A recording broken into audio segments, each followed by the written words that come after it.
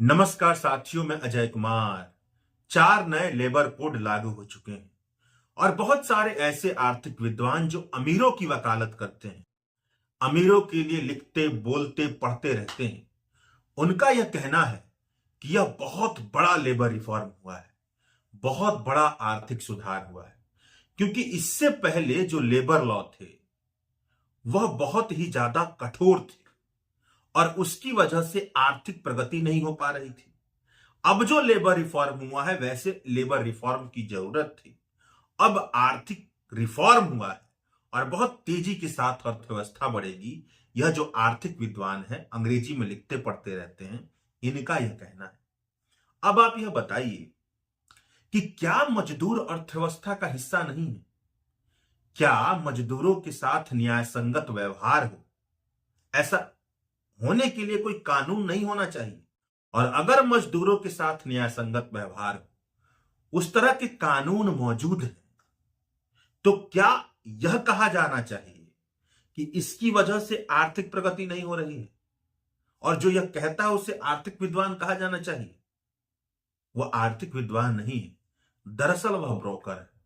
और ज्यादातर आर्थिक विद्वान जो अंग्रेजी के अखबारों में लिखते हैं, वह ऐसे ही होते हैं, अमीरों की वकालत करने वाले आर्थिक विद्वान होते हैं। एक अध्ययन यह बताता है कि किसी मैन्युफैक्चरिंग यूनिट में जो इसका टोटल कॉस्ट है, उसका मात्र 7% हिस्सा सैलरी और वेजेज पर खर्च होता है। और अब मान लीजिए कि जो भाई व्हाइट कॉलर जॉब है, मैनेजरियल पोस्ट पर हैं या डिसीजन मेकिंग पोस्ट पर हैं, वो तो बहुत ज्यादा सैलरी लेते हैं। जो ब्लू कॉलर जॉब वाले हैं, वर्कर कैटेगरी में आते हैं, उनकी सैलरी और वेज तो बहुत कम होती है। यानी कि बहुत कम हिस्सा किसी मैन्युफैक्चरिंग यूनिट के टोटल कॉस्ट का वर्कर के वेज पर खर्च होता है। और अगर कोई यह कहे कि इनको वेज अच्छे से मिले, इन वर्करों के साथ न्यायसंगत व्यवहार हो, उसके लिए जो देश में कानून है, उस कानून की वजह से आर्थिक प्रगति नहीं हो पा रही है, तो दरअसल वह क्या कहलाएगा? मूर्ख होगा या जानबूझकर अपने पैसे को बर्बाद करेगा, अपनी आर्थिक विद्वता को बर्बाद करेगा और ऐसा लगेगा कि वह अमीरों के लिए दलाली कर रहा है। और यही दिखाई देता है। अब जो 4 नए लेबर कोड आए हैं, वो आए तो इस तरह से हैं कि जब भारत आजाद हुआ उससे पहले और भारत की आजादी के बाद जितने लेबर लॉ थे, उनकी कुल संख्या तकरीबन 29 थी। उन सबको मिलाकर के 4 लेबर कोड बने हैं। 2020 में संसद से पारित हो गए और अब जाकर के 21 नवंबर को लागू हुए। वेज का कोड है, सोशल सिक्योरिटी का कोड है, इंडस्ट्रियल रिलेशन का कोड है और हेल्थ सेफ्टी और वर्किंग कंडीशन का कोड है। ये 4 कोड हैं।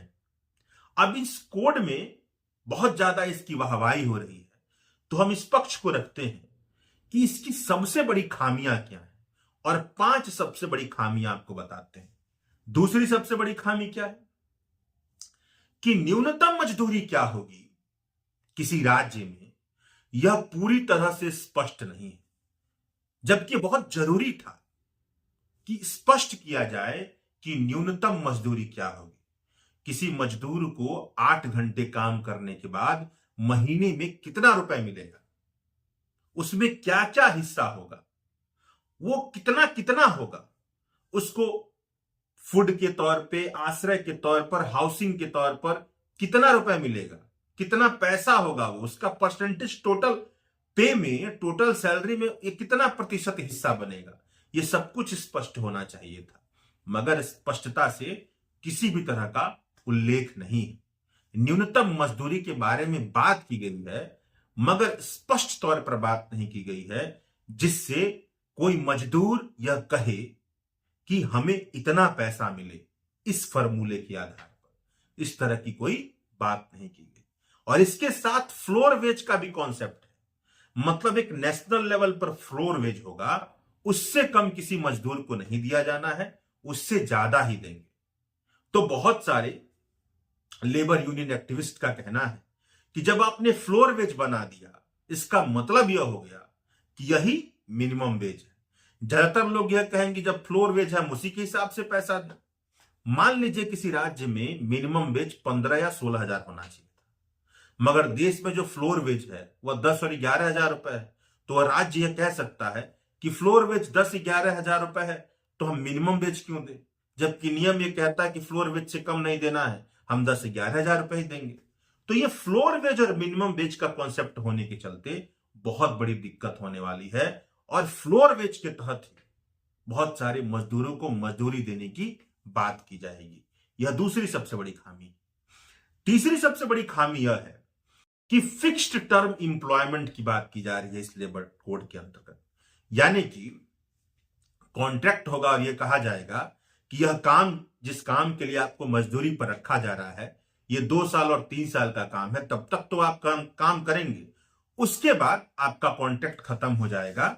मतलब ये जो नियोक्ता है उसको अधिकार मिल जाता है फिक्स्ड टर्म इंप्लॉयमेंट की स्थिति में कि 3 साल के बाद जब काम वो खत्म हो जाए तो वह उस मजदूर को नौकरी से बाहर निकाल दे, जबकि ये गलत है। होना क्या चाहिए? परमानेंट जॉब, स्थायी होना चाहिए। तो इससे क्या होगा, फिक्स्ड टर्म इंप्लॉयमेंट के कॉन्ट्रैक्ट से कि जब मर्जी तब लिया जाएगा और जब मर्जी तब निकाला जाएगा। ये इसीलिए किया जाता है कि अगर परमानेंट जॉब देंगे तो सैलरी बढ़ानी पड़ेगी, इसलिए 2 साल 3 साल के लिए किसी काम को करवाएं, फिर नए मजदूर को लाएं और इनको बाहर निकाल दें। तो इस तरह की तिकड़म बढ़ाई जाती है और ये तिकड़म यहां पर दिख रहा है। तीसरी सबसे बड़ी खामी यह है। चौथी सबसे बड़ी खामी लेबर कोड की, चौथी सबसे बड़ी खामी यह है कि पहले का जो कानून था वह यह कहता था कि अगर किसी इंडस्ट्री में 100 वर्कर है और बड़े पैमाने पर छटनी की जा रही है तो इसके लिए गवर्नमेंट से परमिशन लेनी पड़ेगी। अब ये 100 वर्कर की जगह सीलिंग हो गया है 300 वर्कर, यानी कि 200 वर्कर है तो गवर्नमेंट से परमिशन लेने की जरूरत नहीं है। अगर बहुत बड़े पैमाने पर छटनी करनी है किसी इंडस्ट्री से तो 150 है, 250 है, तो किसी भी तरह के गवर्नमेंट परमिशन की जरूरत नहीं है। 300 वर्कर से जब ज्यादा वर्कर होंगे उस इंडस्ट्री को गवर्नमेंट से परमिशन लेने की जरूरत पड़ेगी। यानी कि जो छोटे उद्योग हैं जहां पर 100, 150 और 200 वर्कर काम करते हैं, वहां पे जो काम करने वाले मजदूर हैं उनकी नौकरी तो हमेशा उस पर तलवार लटकती रहेगी, उसे गवर्नमेंट से किसी तरह का संरक्षण भी नहीं मिला है। तो ये चौथी सबसे बड़ी खामी है। पांचवी सबसे बड़ी खामी यह है कि लेबर यूनियन बनाना अब बहुत ज्यादा मुश्किल हो गया है इस कानून के जरिए। नियम यह कहता है कि कोई इंडस्ट्री उसी लेबर यूनियन को मान्यता देगी जिसके पास इंडस्ट्री के कुल वर्कर का 50% वर्कर उस लेबर यूनियन का सदस्य होगा या 20% वर्कर होगा। तो जब निगोशिएशन का टाइम होगा तो 50% वर्कर के साथ कंपनी निगोशिएट करेगी, या जिनके पास कंपनी के टोटल वर्क का 20% वर्कर है तो उनसे मिलने वाले काउंसिल से निगोशिएट करेगी।